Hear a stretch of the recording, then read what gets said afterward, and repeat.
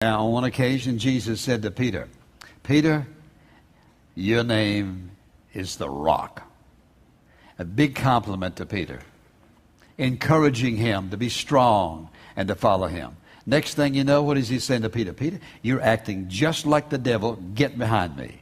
Now, that's real accountability. You encourage, and then you bring to confrontation when something is not right.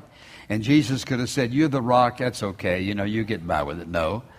You don't want your children to take advantage of you because you know what will happen ultimately. If they don't come to accountability for you and with you, you know that they're going to drift further and further away, violate the very simple principles that you've tried to teach them as they've been growing up in life.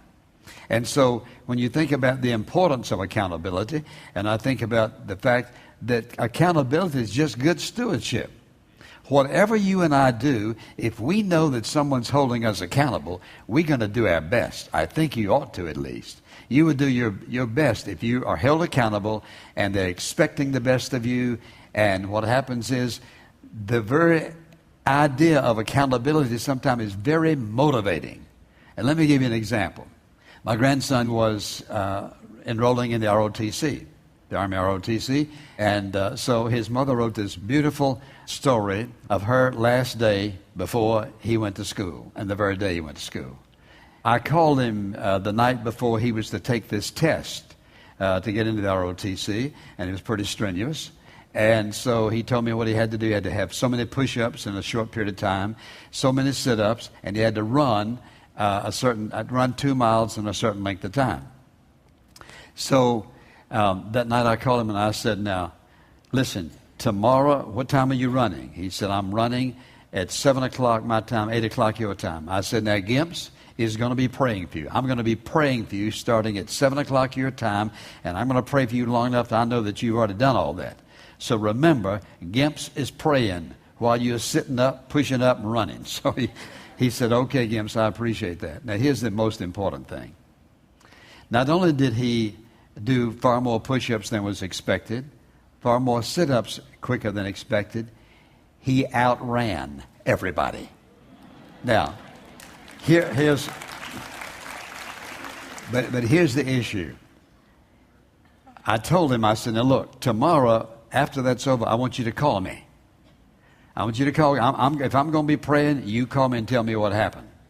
So accountability is coming the next day. This has just blessed me so much. He called me back. He said, Gimps, tell me what happened. He said, Gimps, I was running. And he said, and I thought about you praying for me. And he said, I just lunged, Father. He said, I just had this burst of energy when I thought about you praying for me. He was motivated.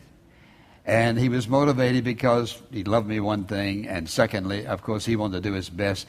But just to know that, you know what? Shortly, he had to call me and give an account. Accountability is a wonderful thing. If I'd have just said to him, well, I'm going to be thinking about you tomorrow while you're running, that's one thing. But he knows me well enough to know that if I told him, I'm going to be praying, I'm going to be talking to God and calling your name while you're running and sitting and pushing up, it made a difference. He said, I felt this burst of energy when I realized that you were praying for me. And I think about how the motivation comes. And also you think about this, that accountability, what does it do for us? It gives us an opportunity to get promoted. In other words, wherever you're working and whatever you're doing, if you are accountable,